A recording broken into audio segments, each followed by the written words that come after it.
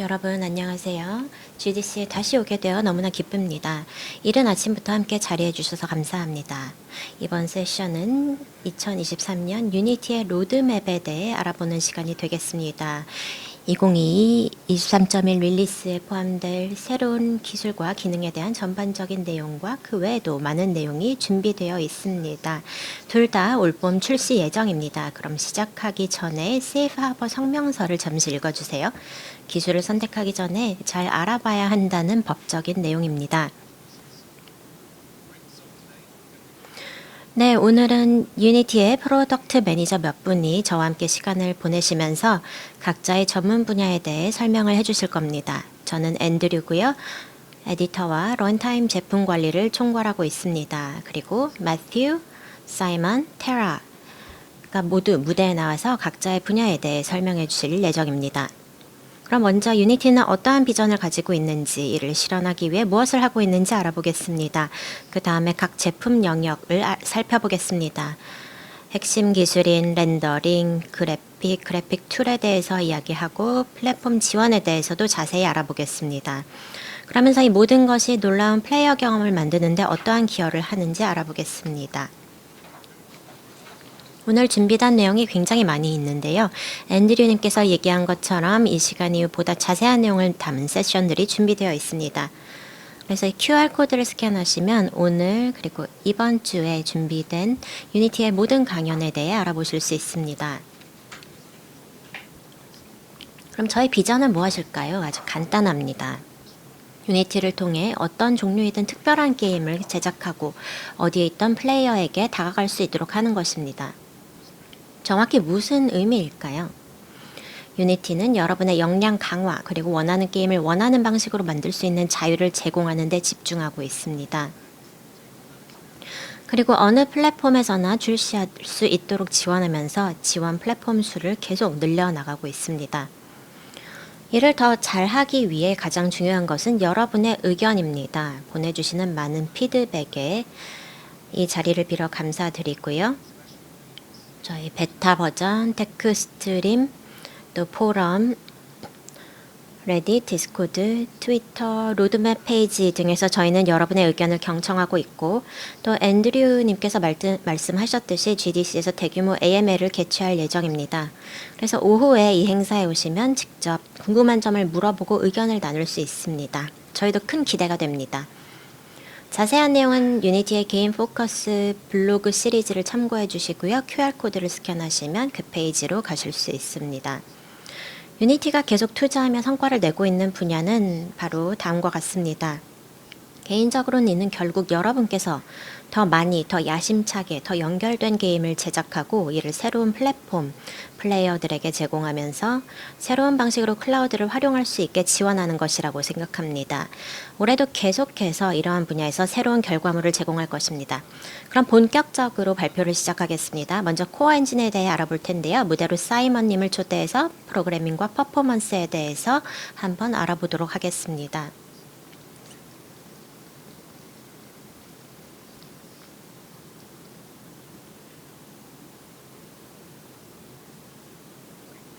안녕하세요. 사이먼입니다. 앤드류님 감사합니다. 저는 유니티 제품의 핵심이자 여러분의 게임을 만드는 데 필수적인 스크립팅과 컨텐츠를 담당하고 있습니다. 그럼 기본적인 내용부터 알아보겠습니다. 훌륭한 게임을 제작하려면 안정적이고 빠르며 통합된 플랫폼이 필요합니다. 먼저 이터레이션 시간에 대해 알아보겠습니다. 많은 분들께서 게임의 컨텐츠를 빠르게 임포트하고 로드하고 빠르게 빌드하는 것이 가장 중요하다고 말씀하십니다. 그래서 저희는 에셋 파이프라인을 여러 프로세스로 나누고 유니티 코어 프로세스와 분리해서 컨텐츠 로딩 시간을 개선하고 여러분께서 보다 더 빨리 씬 에디팅 단계로 갈 수 있게 하고 있습니다. 많은 분들께서 게임을 제작할 때 다운로드 가능한 컨텐츠를 고려해서 장기적인 계획을 세웁니다. 유니티의 어드레서블 시스템은 이러한 추가적인 컨텐츠를 패키징할 수 있는 이상적인 방식입니다. 새로운 어드레서블 빌드 리포트와 프로파일러 플러그인을 통해 만들어진 에셋 번들과 그 안의 컨텐츠에 대한 수많은 인사이트를 저희는 상세하게 제공할 수 있습니다. 이는 다운로드 크기와 메모리 사용량을 줄여 모바일 게임 제작자뿐만 아니라 모두를 위해 도움이 될 것입니다. 베타 버전을 사용하고 있는 스튜디오들이 예전에는 몇 주가 걸리던 에셋 번들 최적화 작업이 30분 만에 끝난다고 말씀하신 것처럼 그 기능이 큰 도움이 될 것으로 생각합니다. 어드레서블 관련 전문 세션도 이번 GDC에서 열릴 것이기 때문에 훨씬 자세한 내용을 들으실 수 있고요. 세션이 끝날 때 정보를 드리기 위해서 QR코드를 띄워드리겠습니다. 일부 스튜디오에서는 유니버설 씬 디스크립터라는 새로운 포맷을 사용하기 시작했습니다. 이 포맷은 원래 VFX와 영화 산업에서 사용이 되었었는데요. 점점 더 ARKit 앱 등에 의해서 보편화되고 있습니다. 그리고 포괄적인 3D 컨텐츠 제작 시스템인 유니티의 웨타 FX 툴에서도 마찬가지입니다. 따라서 이 새로운 스탠다드의 상호 운용성을 제고하고 더 많은 지원을 제공하기 위해서 투자를 하고 있고 앞으로 USD 에셋이 보다 부드럽게 임포트될 것으로 기대합니다. 패키지 매니저는 유니티나 팀, 서드 파티의 에셋, 라이브러리, 번들을 프로젝트에 임포트할 수 있는 방법입니다. 패키지에서 사용되는 캐시 위치 등을 보다 유연하게 재현하고 패키지를 함께 관리하며 시간과 클릭수를 절약할 수 있도록 이를 간소화했습니다. 패키지 수가 많아지면 복잡한 종속성도 늘어나는 경향이 있기 때문에 패키지 매니저에 종속성 시각화 기능을 추가해서 쉽게 관리가 가능하게 했습니다. 또한 패키지 사이닝을 추가해서 보안과 소스를 조금 더 신뢰할 수 있겠습니다. 스크립팅과 C#은 유니티에 있어서 개발과 인터랙션의 근간이 됩니다. 저희는 여기서 성능을 강화하고 이터레이션 시간을 줄이기 위해서 계속 노력하고 있습니다. 많은 분들이 이미 들어보셨을 .NET Modernization Initiative는 마이크로소프트의 최신 코어 CLR.NET 런타임을 통합해서 더 빠른 런타임과 최신 언어 기능을 제공하기 위한 계획으로 순조롭게 진행되고 있습니다. 그러나 단기적으로는 오브젝트의 라이프 사이클에 대한 API를 개발해서 유저들이 Fast Enter Play 모드를 보다 쉽게 도입할 수 있도록 할 예정입니다. 이렇게 하면 도메인 릴로드로 인한 대기 시간이 많이 줄어듭니다. 이를 현재는 모든 유저가 사용하고 있진 않기 때문에 프로젝트의 코드를 변경하는 데 도움이 되는 툴을 추가해서 Fast Enter Play 모드를 사용할 수 있도록 그리고 코어 CRL이 포함된 .NET을 위해서 지원을 하고 있습니다. 한편 유니티는 다른 영역에서도 개발자 경험을 지속적으로 개선하고 있고 그중 하나가 유니티에서 비동기 프로그래밍에 대한 접근 방식을 통합하는 것입니다. 현재 유니티에서 비동기 프로그래밍을 할 수 있는 방법은 이터레이터 기반의 코 루틴이나 Async Await 콜백, GPU 콜백, 유니티 이벤트 등등 매우 다양합니다. 잡 시스템에는 여러 가지 방법이 있고요. 유니티는 다양한 out of thread 또는 멀티 thread 등의 대안을 제공하고 있습니다. 유니티는 이들을 통합해서 C#의 핵심인 async await syntax와 호환되도록 하고 있습니다. 따라서 사용이 훨씬 간편해졌을 뿐만 아니라 기존 방법과의 하위 호환성도 유지가 됩니다. 결국 프로젝트에서 이러한 모던 언어 패턴을 사용할 수 있게 되는 것입니다. 또한 버스터블 그래프 로버스트 코드에 대한 디버깅, 런타임 진단 및 인스펙터 가식성도 개선되었습니다. 따라서 버스터블 코드를 훨씬 빠르게 작성하고 효율적으로 작업할 수 있고요. 버스트 컴파일러가 생성하는 코드를 더 쉽게 이해할 수 있습니다. 참고로 버스트는 더츠 코드만이 아니라 규칙을 준수하는 한 모든 C# 코드와 함께 버스트를 사용할 수 있습니다. 이렇게 하면 규칙을 훨씬 더 효과적으로 그리고 쉽게 따를 수 있습니다. 인풋 시스템도 여러분의 피드백을 듣고 크게 개선한 또 다른 영역입니다. 2월에 저희는 최소한 속도만은 크게 개선된 인풋 시스템을 만들었습니다. 이게 버전 1.5인데요. 리드 밸류가 변경될 때 인풋 컨트롤의 성능을 향상시키거나 값이 변경되지 않을 때는 캐싱할 수 있게 합니다. 따라서 새로운 입력 시스템 라이브러리에서 훨씬 더 빠른 성능을 경험할 수 있습니다. 새로운 인풋 시스템은 강력한 성능과 유연성을 갖추고 있습니다. 하지만 그 대가로 복잡성이 높아집니다. 이제 저희는 간소화된 API와 더 쉬운 온보딩을 가능케 하는 데 중점을 두고 있습니다. 새로운 인풋 시스템용 램을 사용해서 장기적으로 더 쉽게 사용할 수 있고 더 빨리 시작할 수 있게 하고 있습니다. 올해 저희 목표는 UI 툴킷을 그래픽 집약적인 영역 중 하나로 만들고 에디터와 게임 내 UI를 모두를 위한 최고의 엔드 솔루션으로 만드는 것입니다. 여기에 새로운 데이터 바인딩 시스템을 추가하고 에디터 UI에 많은 프로퍼티 드로어를 새로운 UI 툴킷 시스템으로 이식했습니다. 즉 이제 에디터 확장 프로그램에서 모든 커스텀 인스펙터의 외관과 느낌을 보다 쉽게 설정할 수 있다는 것입니다. 또 UI 툴킷 API를 통해서 에디터의 커스텀 프로퍼티 드로어를 추가하는 것도 훨씬 쉽게 만들었습니다. 또한 매우 빠른 새로운 벡터 드로잉 API도 있습니다. 차트, 스플라인, 그래프, 데이터 시각화, 그리고 새로운 트리 뷰 컨트롤에도 유용하고 이를 통해서 대규모 트리인 경우에도 위계 질서 데이터를 쉽게 보여줄 수 있습니다. 이는 백그라운드에서 비동기적으로 로딩이 됩니다. 또 트리 뷰와 기존 리스트 뷰에 대한 다중 컬럼 지원도 추가되었습니다.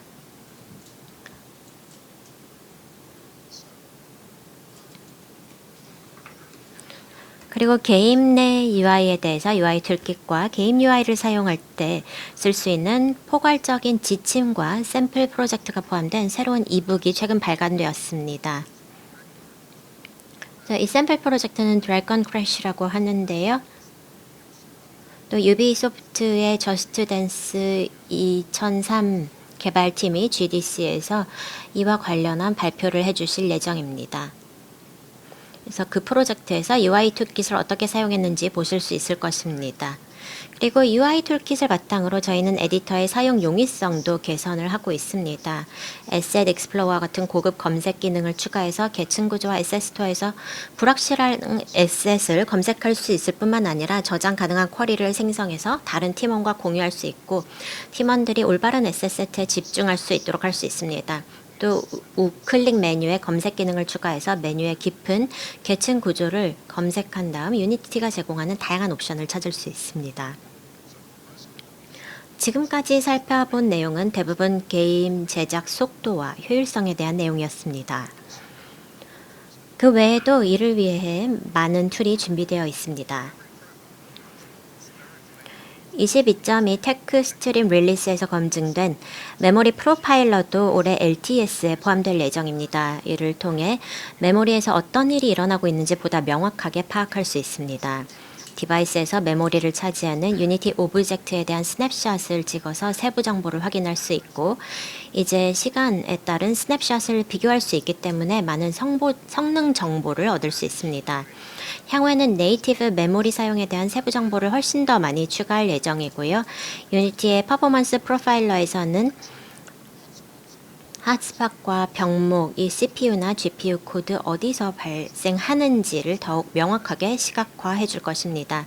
이를 통해 데이터 분석에 소요되는 시간을 줄이고 게임을 빠르게 제작하는 데 더 많은 시간을 할애할 수 있습니다.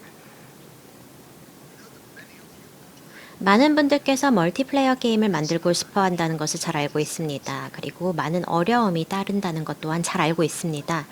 저희는 멀티플레이어 게임을 성공적으로 제작하고 출시하고 운영할 수 있도록 다양한 솔루션을 개발해 왔습니다. 멀티플레이어 개발에 대한 전반적인 내용과 다양한 기술이나 툴에 대한 심층적인 내용을 다루는 전문 세션이 이번 GDC에서도 열릴 예정입니다. 지금 세션에서는 LTS에 포함되는 기능에 대해서 간략하게 알아보고 이 릴리스의 초기 유저들이 경험한 성공 사례를 살펴보겠습니다. 먼저 캐주얼 협업 게임입니다. 대표적인 예로 파이카 프로덕션 스튜디오의 Ship of Fools가 있습니다. 파이카의 CTO인 마크 앙두아님께서 게임 오브젝트 용 넷코드를 사용하는 방법과 플레이어 간의 연결을 관리하고 전용 서버가 필요 없는 유니티 게임 서비스 릴레이 서비스를 사용한 것에 대해서 설명을 나중에 해주시겠습니다. 또 네트워킹 프로파일러와 같은 멀티플레이어 툴 패키지가 포함되어 있어 플레이할 네트워크를 테스트하고 최적화할 수 있습니다. 이제 이 풀스택을 통해서 캐주얼 협업 멀티플레이어 게임을 제작하고 실행하는 데 필요한 모든 것이 갖춰졌습니다. 또 경쟁 액션 멀티플레이어 게임의 경우 더츠와 엔티티 스택용 넷코드가 다음 LTS에 나올 예정입니다. 새로운 전용 서버 빌드 타겟과 유니티 게임 서비스의 게임 서버 호스팅을 통해서 매우 야심찬 범위까지 확장할 수 있습니다. 스티키럭 스튜디오는 이를 비롯한 다양한 유니티 게이밍 서비스의 서비스를 사용해서 히스테라라는 게임을 제작했습니다. 이따가 스티키럭의 프로듀서인 자말님께서 그 경험을 공유해 주실 예정입니다. 그리고 저희는 초심자에게 도움이 될 만한 샘플도 개발 중입니다. 현재 메가시티 데모의 멀티플레이어 버전을 개발하고 있는데요. 64명 이상의 플레이어와 대규모 환경을 지원하는 멀티플레이어 배전이 될 것입니다. 이 샘플에는 그 외 여러 유니티 게이밍 서비스의 서비스 사례도 포함이 되어 있습니다.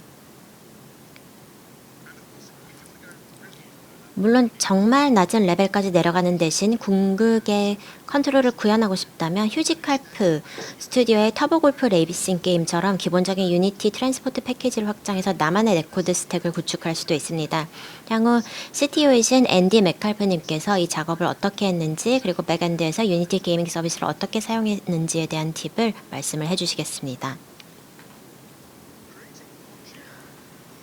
멀티플레이어 게임을 제작하고 출시하는 일은 매우 어렵습니다. 하지만 매력적인 경험을 제공하고 플레이어와 플레이어 커뮤니티를 성장시키는 것도 그에 못지않게 어렵습니다.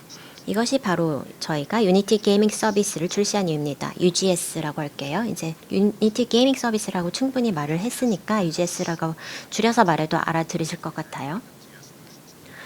UGS는 현재 출시된 모든 유니티 LTS 버전과 호환됩니다. 또한 멀티플레이어 게임 및 기타 모든 종류의 라이브 게임을 실행하기 위한 기본적인 백엔드 인프라를 제공합니다. 그리고 게임과 플레이어를 심층적으로 이해해서 최고의 게임 경험을 제공할 수 있도록 분석과 플레이어 인게이지먼트 툴도 제공합니다. 다양한 서비스가 이렇게 존재하고요. GDC에서 향후 관련된 세션이 준비되어 있습니다.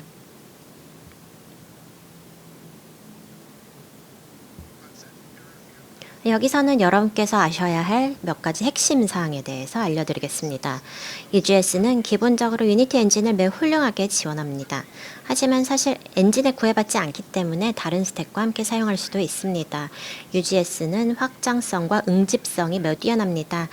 앞서 멀티플레이어 섹션에 살펴본 것처럼 서비스에 대한 다양한 스택과 접근 방식이 있기 때문에 게임에 가장 적합한 것을 선택할 수 있습니다. 유니티는 이미 몇몇 대형 AAA 게임을 지원하고 있고요. 이 스택을 통해 소규모 스튜디오가 하룻밤 사이에 수백만 명의 플레이어를 확보하는 데도 도움을 주기도 했습니다. UGS는 플레이어를 대상으로 테스트하고 최상의 경험을 제공할 수 있도록 지원하는 기능 등 사용하는 모든 툴에서 인사이트를 확보할 수 있도록 설계되었습니다.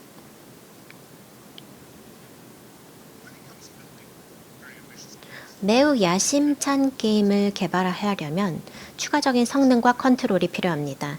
그래서 저희가 데이터 지향적 기술 스택, 줄여서 다츠를 출시한 이유입니다. 엔터티 컴포넌트 시스템, 줄여서 ECS는 다츠의 핵심 구성 요소인데요. 이제 모든 플랫폼에서의 게임 제작을 위해 공식적으로 지원됩니다.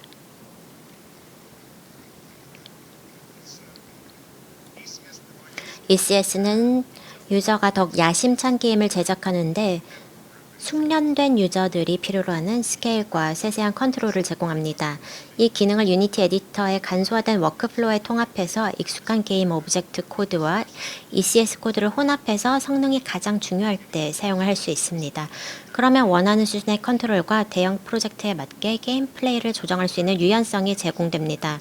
서든링크 엔터테인먼트 CTO인 저신 라라비님께서 잠시 후 ECS 전문 세션에서 제작 과정 후반에 게임 히어로즈의 멀티플레이어 기능을 추가하는 데 ECS가 어떻게 도움이 되었는지 공유하실 예정입니다.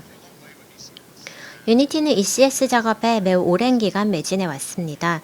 이제 22 LTS에서 보편적으로 사용 가능하게 되어서 매우 기쁘게 생각하고요.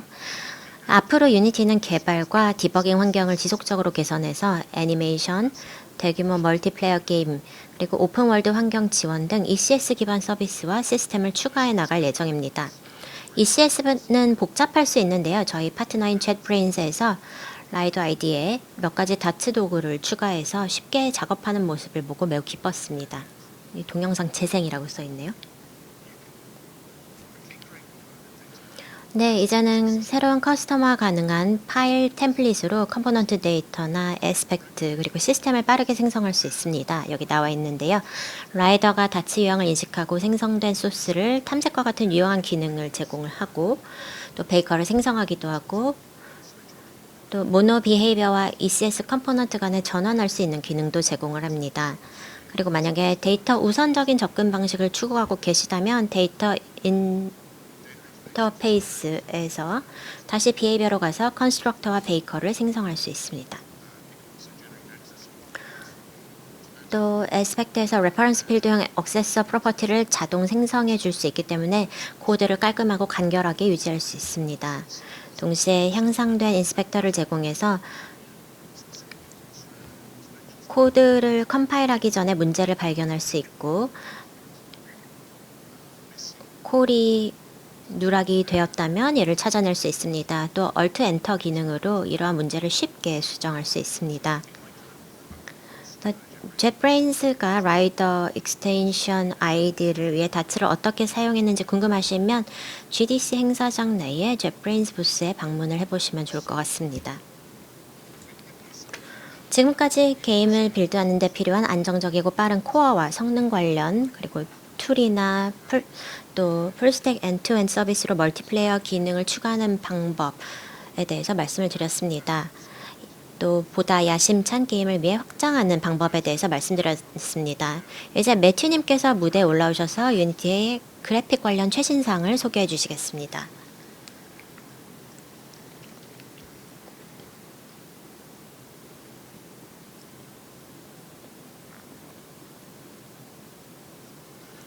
먼저 사이먼님께 다시 한번 큰 박수 부탁드립니다. 저는 매튜 밀러입니다. 그래픽 분야의 프로덕트 매니저고요. 오랜 동안 직접 만나 뵙지를 못했는데 이렇게 많은 분들께서 와주신 것을 보니 매우 기쁩니다. 이번 세션이 끝난 뒤에도 그래픽 관련 질문이 있으시면 제게 와주세요. 지난 몇 년간 스크립터블 렌더 파이프라인으로 제작된 프로젝트의 수요가 급격히 증가해 왔습니다. 이제 제작을 시작을 하거나 출시하는 단계에 있는 대부분의 프로젝트는 URP, HDRP 또는 커스텀 렌더 파이프라인으로 만들어집니다. 그래서 향후 버전과 그래픽 로드맵에서 만나보실 내용은 이제 유저 피드백 뿐만 아니라 실제 프로젝트 사례를 바탕으로 구성이 되었습니다. 저희가 프로덕션에 대해서 가장 많이 받는 요청은 당연히 성능 개선입니다.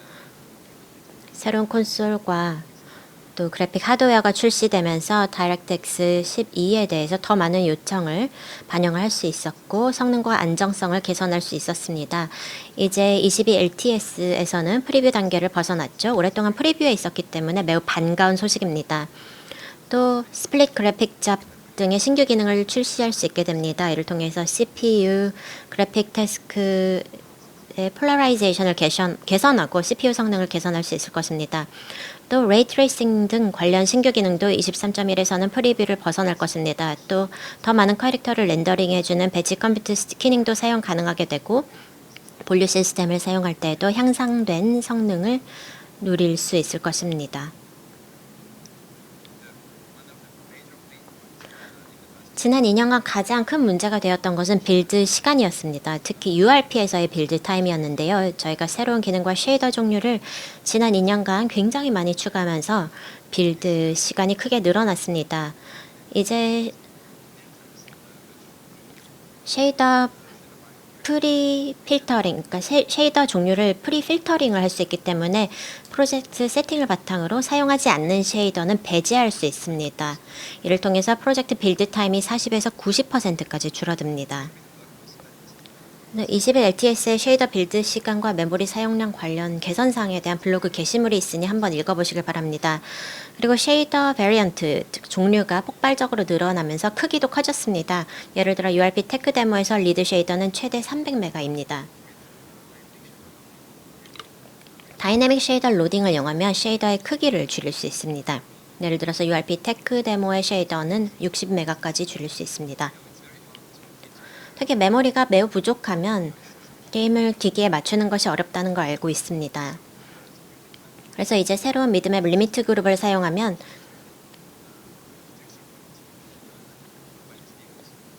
텍스처 퀄리티를 개선할 수도 있고요. 동시에 텍스처별로 어떤 기기에 대해서 어떤 미드맵을 로드시킬지도 선택할 수 있습니다. 또 유니티는 렌더 파이프라인을 통합하고 파이프라인과 워크플로우를 간소화하기 위해 지속적으로 투자해 왔는데요. 예를 들어 HDRP의 렌더 그래프가 URP에도 적용을 될 것입니다. 이를 통해서 성능을 개선할 수도 있게 되고 또 URP의 셋업과 커스텀 가능성을 향상시켜 줄 것입니다. 그리고 URP 렌더링 레이어가 HDRP에도 적용됩니다. 결국 라이트나 데칼에 대해서 똑같은 시스템을 사용해 이것이 어디에 영향을 미치는지 선택할 수 있고요. 기본적으로 게임 오브젝트 레이어는 사용하지 않아도 됩니다. 또 파이프라인별로 다르던 많은 기능을 코어로 이전하고 있습니다. 예를 들어서 라이트나 카메라의 경우 퀄리티 세팅별로 다른 렌더 파이프라인을 적용할 수 있습니다. 아직 프로덕션에 적용할 수 있는 단계는 아니지만 더 많은 피드백을 위해서 나중에 소개를 드리겠습니다. 일단 이러한 방향으로 가고 있습니다. URP는 빌트인 렌더 파이프라인의 후속 버전입니다. 그래픽의 확장성, 최고의 성능, 최대한 많은 플랫폼, 그리고 최고의 커스터마이징 기능을 위해 설계되었습니다. 마지막 테크 스트림에서 URP는 빌트인 렌더 파이프라인의 대부분의 기능을 제공을 했고요. 일부 영역에서는 실제로 더 우수한 기능을 제공하기도 했습니다. 예를 들어서 포워드 플러스 렌더러는 빌트인 포워드의 장점을 제공을 합니다. 동시에 오버헤드가 여러 개의 조명을 사용할 때 훨씬 적기 때문에 LOD 크로스페이드를 통해서 LOD 간에 부드럽게 전환할 수 있게 됩니다. 제가 너무 빨리 하고 있군요.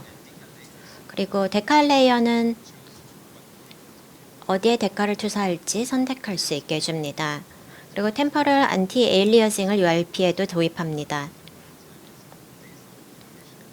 HDRP의 혁신과 개선 사항을 기반으로 한 새로운 템포럴 안티 에일리어싱 기능이고요. 모바일에서 실행될 수 있도록 다양한 퀄리티 세팅과 최적화가 제공됩니다.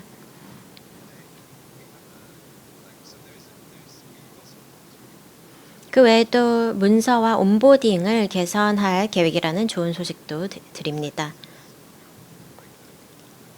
안타까운 소식도 있는데요.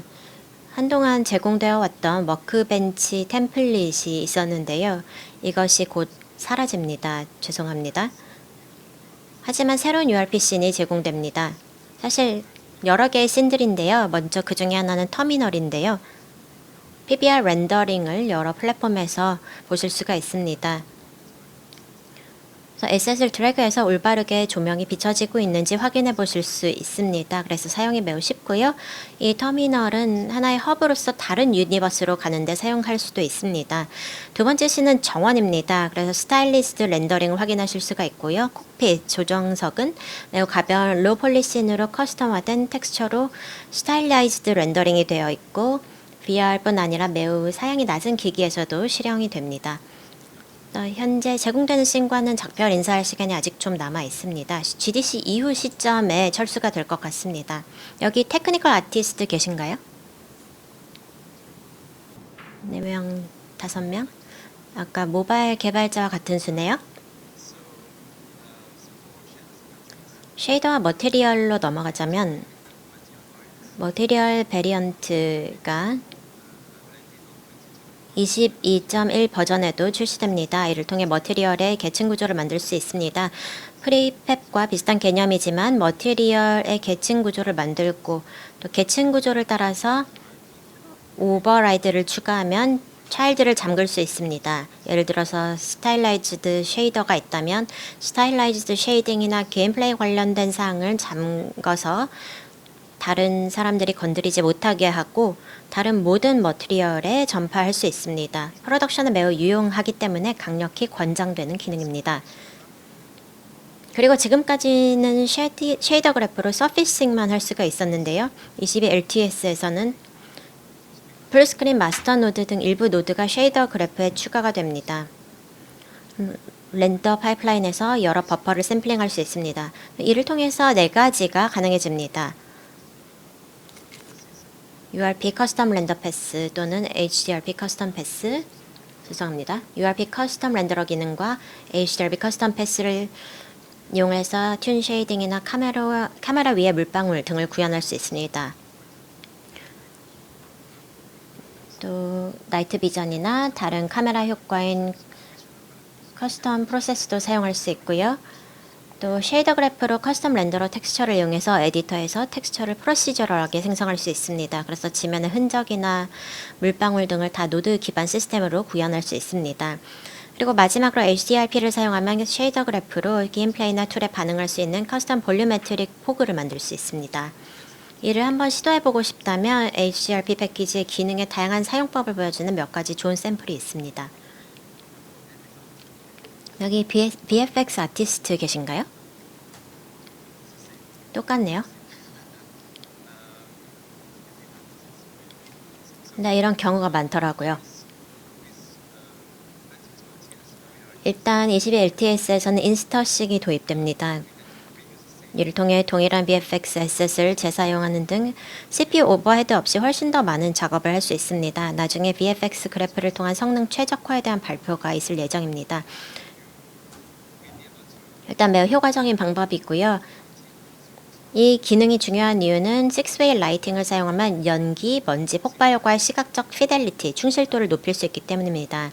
6-way 라이팅을 사용하면 연기 효과를 위한 라이트 맵을 생성하고 이를 실시간으로 다시 조명을 켤 수가 있습니다. 태양을 움직이면 다이내믹 라이트가 주변에 생기거나 라이트 프로브가 있으면 실시간으로 조명 효과가 구현됩니다. 또 컬러 업소션과 이미션을 제어를 할 수가 있어서 플랫북을 재활용해서 다양한 효과를 낼 수 있습니다. 블로그 게시물 중에 VFX 그래프에서 6-way 라이팅을 사용해서 사실적인 연기 라이팅을 구현하는 것에 대한 내용이 있고 오늘 오후에도 세션이 준비되어 있습니다. 다음으로 불리한 포트에 대해 알아보겠습니다. VFX 그래프를 사용하면 매우 복잡하고 프로시저럴한 효과를 낼 수 있습니다. 때로는 월드의 여러 위치에 배치할 새로운 오버 이펙트를 만들고 싶을 때도 있습니다. 예를 들어 원형이나 정사각 창문에서 불이 난다면 블록 전체를 토글하고 싶을 것입니다. 이때 불리한 포트를 사용합니다. 그리고 더 복잡한 비헤이비어를 원하신다면 23.2 버전에서 커스텀 HLSL 노드를 추가할 수 있게 됩니다. 따라서 VFX 그래프 안에서 코딩할 수 있기 때문에 루프처럼 너무 복잡해서 할 수 없었거나 너무 무거워서 그래프로는 불가능했던 작업을 수행할 수 있습니다. 다음은 라이팅 관련된 내용이 되겠습니다. 유니티는 21LTS에서 데이터 주도형 렌즈 플레어를 소개를 했습니다. 다양한 조명 렌즈 플레어를 수동으로 배치하고 플레어가 수행되는 방식을 다양하게 제어할 수 있겠습니다. 23.1 버전에서는 스크린 스페이스 렌즈 플레어를 사용할 수 있습니다. 포스트 프로세스인데요. 활성화하면 여기서 볼 수 있듯이 머티리얼의 빛이 반사될 때 보드의 간접 조명에서도 렌즈가 생성됩니다. 셋업도 필요 없고요. 반짝이는 모든 표면에서 사용이 가능합니다. 유니티는 GPU 라이트 매퍼가 라이트 맵의 주된 베이커가 되기를 바랍니다. 그래서 보다 안정적이고 예측 가능하게 조명을 구울 수 있는 새로운 라이트 베이킹 아키텍처를 도입하려고 합니다. 그러면 23.2 버전에서 GPU 라이트 매퍼가 프리뷰 단계를 벗어나게 될 것입니다. 다음으로 아주 중요한 게임 체인저가 될 만한 것이 있는데요. 바로 어댑티브 프로브 볼륨입니다. 새로운 프로브 볼륨 시스템으로 라이트 프로브의 배치를 간소화하고 라이트 프로브로 조명된 오브젝트의 시각적 품질을 개선해 줍니다. 21LTS 버전에서 HDRP에 도입되었고 22 버전에 두 번째 이터레이션이 있었고 23.1 버전에는 프리뷰에서 벗어나면서 URP 지원도 될 것입니다. 다만 URP 지원 버전은 HDRP보다 기능이 조금은 적을 수 있습니다. 얘는 또한 사전 개선된 실시간 GI 시스템의 기초가 됩니다. 그래서 다이내믹 글로벌 일루미네이션을 플랫폼이나 사용량에 따라서 확장하고 축소할 수 있는 단일 시스템을 갖추고자 하는 것이 저의 방향입니다. 그럼 어댑티브 프로브 볼륨을 좀 더 자세히 알아보겠습니다. 먼저 배치가 쉬워집니다. 월드가 있고 조명을 생성하면 라이트 프로브가 자동으로 배치됩니다. 월드에 SDF 메쉬를 생성하고 벽 안에 있는 프로브를 무효화하고 벽에 너무 가까운 프로브를 자동으로 밀어줍니다. 또한 월드를 변경하면 라이트 프로브가 자동으로 배치되기 때문에 이터레이션 시간이 단축됩니다. 또한 지오메트리의 밀도가 낮은 곳의 밀도도 자동으로 변경됩니다. 또한 시각적 충실도가 향상됩니다. 픽셀당 조명을 제공하기 때문에 라이트 프로브로 더 큰 오브젝트의 조명을 비출 수도 있습니다. 여기 장점이 많은데요. 다이내믹 오브젝트의 모습이 개선이 된다는 것이고요. 하지만 라이트 맵의 수도 줄일 수 있습니다. 더 많은 오브젝트가 라이트 프로브에 의해서 라이팅이 되기 때문이고요. 결국 라이트 맵 UV 언래핑도 줄여들어서 베이킹 시간이 단축됩니다. 또 다른 장점은 설계를 할 때 라이트 베이킹 시나리오를 통합했다는 것입니다. 따라서 밤의 시나리오와 낮의 시나리오를 굽고 런타임에서 한 시나리오에서 다른 시나리오로 넘어갈 때 라이트 프로브를 블렌딩할 수 있습니다. 마지막으로 전적으로 GPU에서 실행되는 시스템이기 때문에 GPU 메모리가 문제가 될 수 있습니다. 이 역시 자동으로 관리가 가능한데요. 예산을 선택하기만 하면 GPU와 CPU 간의 블록을 스트리밍 해줄 수 있습니다. 마지막으로 이건 누구에게 보여드리는 것은 처음인 것 같은데요. 어댑티브 프로브 볼륨입니다. 다이내믹 라이트를 변경하면 자동으로 리프레쉬 됩니다. 따라서 정적인 환경에서 라이트 프로브를 굽고 나서 동적 환경으로 변경되면 자동으로 업데이트 됩니다. HDRP를 사용하면 시간에 관련해서 더 많은 기능이 제공됩니다. 예를 들어 다이내믹 리플렉션 프로브에 타임 슬라이스 모드를 추가해서 22LTS 버전에서는 보다 실시간으로 업데이트 할 수 있습니다. 또한 주변의 월드까지 다시 렌더링하지 않고 라이트 프로브만 다시 쓸 수 있게 시스템 작업을 하는 중입니다.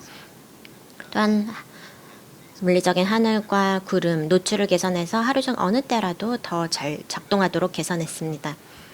시각적 충실도를 더욱 높이기 위해서 레이 트리싱을 프리뷰 단계에서 뺐고요. 프로덕션용으로 사용할 수 있게 됐습니다. VFX 그래프와 터레인 히트맵도 지원되고요.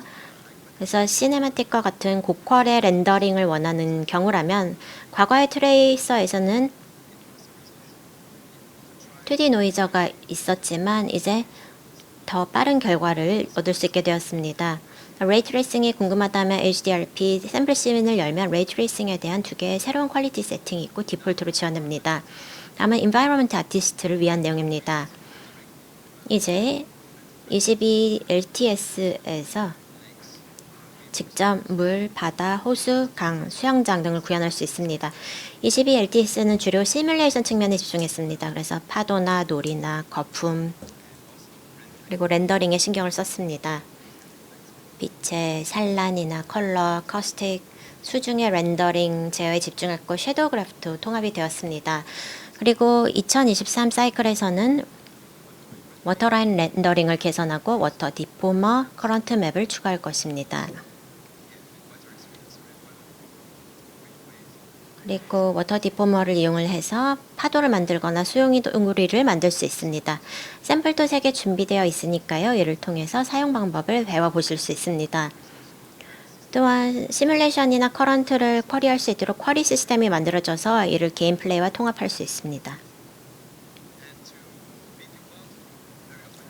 월드를 만들 때 또 식물이 필요한 경우가 많습니다. 유니티에 스피드 트리가 합류했는데요. 영화나 트리플 A 게임에서 나무가 등장하면 스피드 트리로 만들어졌을 확률이 매우 높습니다. 이 팀이 합류할 목적은 아티스트에게 식물을 위한 최고의 툴을 제공하는 것이었습니다. 그래서 등장한 스피드 트리 모델러가 있는데요. 새로운 기능이 추가된 새로운 버전이 준비되어 있고요. 유니티에 통합된 스피드 트리도 계속 개선되고 있습니다. 먼저 공수를 줄일 수 있는 피드백을 많이 받았습니다. 그래서 아주 혁신적인 기능은 아니지만 좀 더 스피드 트리가 잘 작동하게 하는 기능을 추가하고 있습니다. 또 모션 벡터를 추가하고 HDRP의 서피스 스캐터링 마스크를 제공하고 있습니다. 따라서 나무 기능과 잎에 동일한 쉐이더를 사용하면 서피스 스캐터링이 제대로 작동하고요. 또 더 나은 LOD를 사용할 수 있도록 팔면체 임포스터를 추가할 예정입니다. 사실적인 식물을 구현하려면 비용이 많이 들기 때문에 저희는 스피트리 라이브러리를 통해서 가장 큰 식물 라이브러리를 제공을 하고 있고요. 올해 130여 종을 추가했고 분기마다 더 많은 종을 추가할 예정입니다. 마지막으로 프로시저럴하게 월드를 구축할 수 있는 방법입니다. 스플라인 시스템의 두 번째 버전이 나와서 이제는 돌출이나 병합, 브랜칭 기능을 제공할 수 있고요. 또 스플라인에 추가한 비헤이비어를 자동화하는 기능도 준비되어 있습니다. 블로그 게시물도 있으니 참고해 주시길 바랍니다. 이게 제 발표의 마지막 부분입니다. 너무 빨리 말씀드려서 죄송한데요. 캐릭터와 크리처 제작에 대한 내용입니다. 에너미 데모와 그리고 라이언 사자 데모를 보셨는지 모르겠지만 여기 사용된 모든 그래픽 기능이 다음 버전에 제공이 될 예정입니다. 렌더링의 경우 22LTS의 샘플이 있기 때문에 실제 헤어 쉐이딩을 사용하는 방법을 배울 수 있고요. 헤어에는 안티 에일리어싱이 많이 사용되거나 라이팅을 평가하기가 복잡할 수 있기 때문에 23.1에는 전용 헤어 레스터라이저가 제공됩니다. 그리고 에너미의 눈 커스틱과 피부를 위한 듀얼러브 스캐터링도 23 사이클에서 제공됩니다. 또한 실험적이지만 데모팀에서 만든 헤어 및 기타 털 관련 시뮬레이션 패키지도 있는데 정말 훌륭하니까요. 사용해보시고 많은 피드백을 부탁드립니다. 사실적인 캐릭터를 구현하는 데에는 그래픽만으로는 충분하지 않습니다. 정적일 때에는 멋져 보여도 움직이면 달라지기 때문입니다. 유니티에 디바 다이내믹스가 합류했는데요. 근육과 지방, 피부에 대한 VFX 시뮬레이션 기술을 실시간으로 사용할 수 있도록 하고자 이것이 23 버전에 추가가 됩니다. 그래서 올해죠. 또 지바 페이스 트레이너가 추가되는데요. 이는 자동으로 모든 캐릭터의 얼굴 리그를 생성해서 실시간으로 VFX 퀄리티로 얼굴 디포메이션을 수행해 줍니다. 유니티의 플레이어로 이를 플레이백할 수 있는 기능이 23.2 공식 패키지에 추가될 것이고요. 저희 부스에 오시면 보다 자세한 내용을 알아볼 수 있습니다. 여기까지가 제 발표였고요. 감사합니다.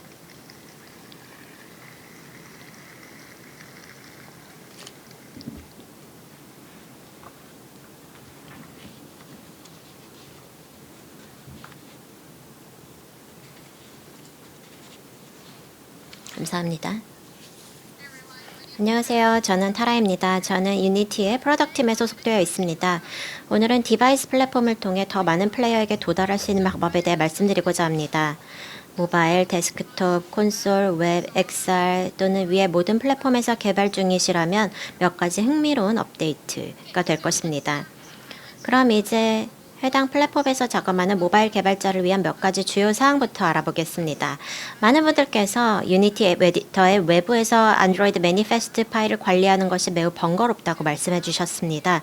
이제 새로운 안드로이드 컨피그레이션 매니저를 사용하면 유니티 에디터 내에서 바로 이러한 컨피그 파일을 작업할 수 있기 때문에 작업 흐름을 유지할 수 있습니다. 또 메모리 어드바이스 API가 제공되는데요. 기본적으로 메모리 사용량 데이터를 더 자세히 볼 수 있기 때문에 실시간으로 게임을 조정하는 데 도움이 됩니다.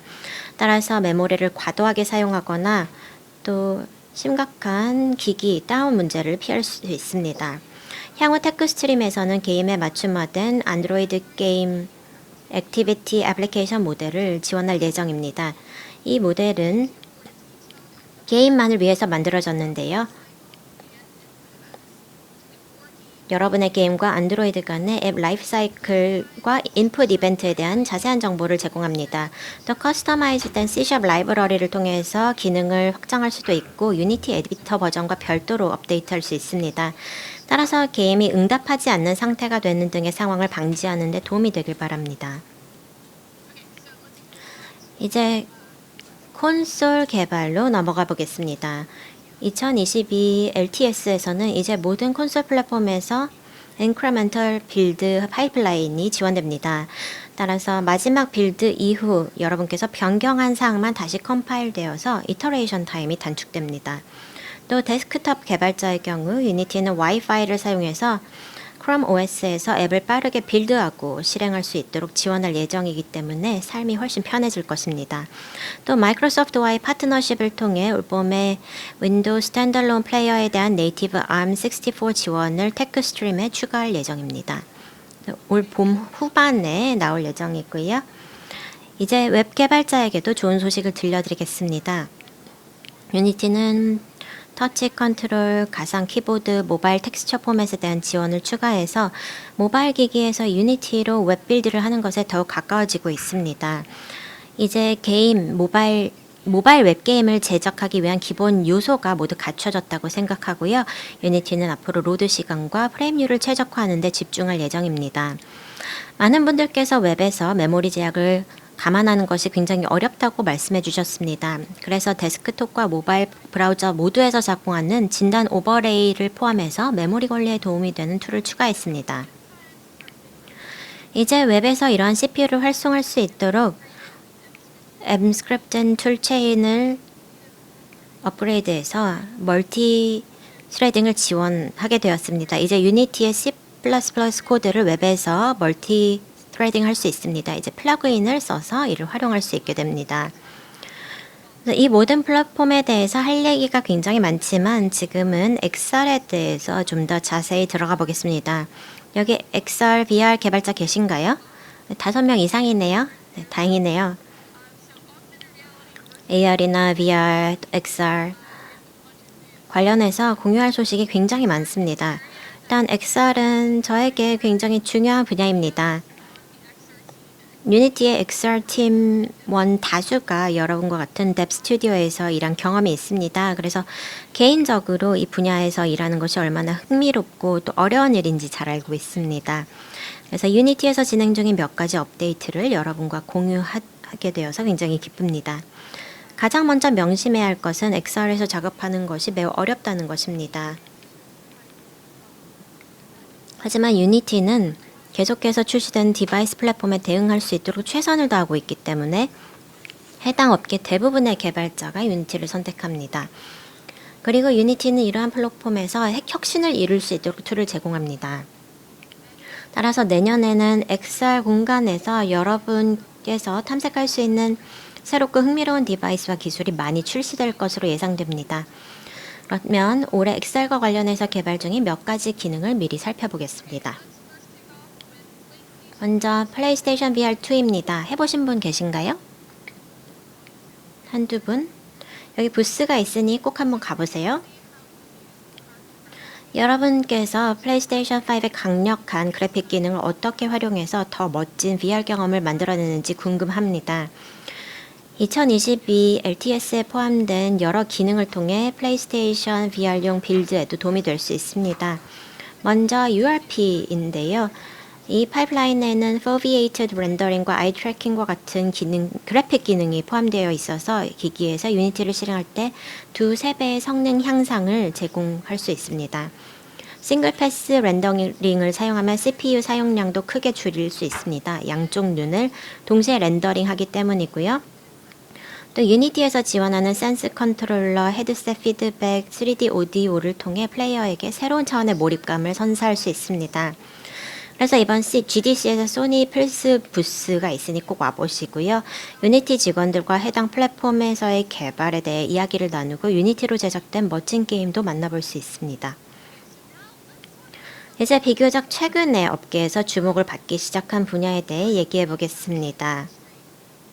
바로 XR입니다. 유니티는 XR이 크리에이터가 탐구할 수 있는 매우 새로운 영역이라고 보고 있습니다. XR은 현실 세계를 게임에 도입해서 가상 콘텐츠와 플레이어의 물리적 공간을 혼합할 수 있는 기술입니다. 이제 XR 애플리케이션을 제작할 수 있는 몇 가지 기능에 대해 알아보겠습니다. 먼저 오픈XR은 혼합 현실, XR 개발의 기반이 되는 것이죠. 유니티는 크로노스 그룹에 기여를 하고 있는 멤버이고요. 표준으로서의 오픈XR에 저희는 지속적으로 투자하고 있습니다. 그 외에도 많은 활동이 있지만 올해 중점적으로 추진하고 있는 몇 가지 사항을 소개해드리겠습니다. 먼저 오픈XR 플러그인을 적극적으로 개발하고 있습니다. 이를 통해 최신 및 최고의 오픈XR용 API와 익스텐션에 액세스할 수 있게 됩니다. 또 표준 컴포지션 레이어에 대한 지원을 추가해서 UI 텍스트와 동영상 등을 더 높은 해상도로 렌더링할 수 있게 할 예정입니다. 오픈XR 외에도 손과 시선 추적은 더 자연스러운 인풋을 위해 매우 중요한 단계라고 생각합니다. 그래서 유니티는 손과 눈을 게임 인풋으로 사용하는 크로스 플랫폼 솔루션에 투자했습니다. 기기가 만약 지원을 한다면 이 손과 시선 추적 데이터에 하게 해주는 API인 핸즈 패키지의 프리뷰 버전을 설치해서 이 기능을 사용해 보실 수 있습니다. 마찬가지로 최신 버전의 XR 인터랙션 툴킷도 게이즈와 포크 인터랙션과 새로운 손 인터랙션 샘플을 포함하도록 업데이트되었습니다.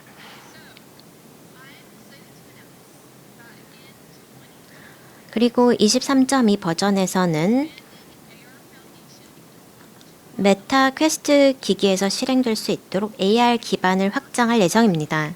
이를 통해 퀘스트 게임의 현실 세계를 도입할 수 있는 크로스 플랫폼 솔루션이 제공될 것입니다. 유니티는 디바이스 트래킹, 플레인 디텍션, 앵커와 같은 기능 외에도 패스스루 카메라를 게임에 더 쉽게 통합할 수 있는 방법을 지원할 것입니다. 현실 세계를 게임으로 가져오는 것도 멋지지만 현실 세계는 동적인 오브젝트와 환경이 존재하기 때문에 예측이 어려울 수 있습니다. 이 문제를 해결하기 위해 장치를 빌드할 필요가 없이 유니티 에디터에서 바로 다양한 샘플 인바이러먼트에서 앱을 테스트할 수 있는 XR 시뮬레이션 기능이 제공됩니다. 또한 XRI 디바이스 시뮬레이터를 사용하면 마우스와 키보드로 헤드 트래킹과 관련된 인풋을 시뮬레이트할 수 있기 때문에 테스트가 더욱 쉬워집니다. 이러한 기능은 2022 LTS에서 출시될 예정입니다. 강력한 템플릿에 샘플 컨텐츠 그리고 사전 정의된 인터랙션이 있으면 시간을 많이 절약할 수 있다는 것을 알고 있습니다. 그래서 텔레포트, 보행, UI, 복잡한 오브젝트 디렉션과 같은 새로운 인터랙션 샘플을 출시했습니다. 앞으로도 VR과 AR 템플릿을 개선 나갈 것이고요. 또 XR용 새로운 템플릿도 곧 출시될 예정입니다. 올해 남은 기간 동안 굉장히 흥미로운 일들을 준비하고 있습니다. 그래서 유니티 XR 관련해서 어떤 일이 일어나고 있는지 계속 지켜봐 주시고요. 그리고 GDC에서 멀티 플랫폼 개발 관련된 강연이 준비되어 있으니 참여해 보시고요. 그리고 지금 바로 22.2 버전을 즉 테크스트림 버전을 다운로드 하시면 소개된 많은 기능을 사용할 수 있습니다. 그럼 이제 앤드류에게 넘겨서 마무리하겠습니다. 감사합니다. 네, 다시 한번 저희 모든 연사분들 매튜, 사이먼, 타라에게 큰 박수를 보내드리겠습니다. 보시다시피 저희는 거의 모든 측면에 영향을 미치는 다양한 종류의 놀라운 기능을 제공하고 있습니다. 그리고 여러분의 피드백이야말로 저희를 움직이는 원동력입니다. 그래서 앞으로도 많은 의견 부탁드리고요. 저희는 앞으로 20분간 여기 있겠습니다. 다음 강연은 10시 50분부터니까요. 커피 한잔 하시고 다시 오시면 될 것이고 그렇지 않으면 저희와 대화 나누시고 마지막으로 여기 QR코드를 사용해서 23.1 및 22.2 릴리스를 기본적으로 살펴보실 수 있습니다. 감사합니다.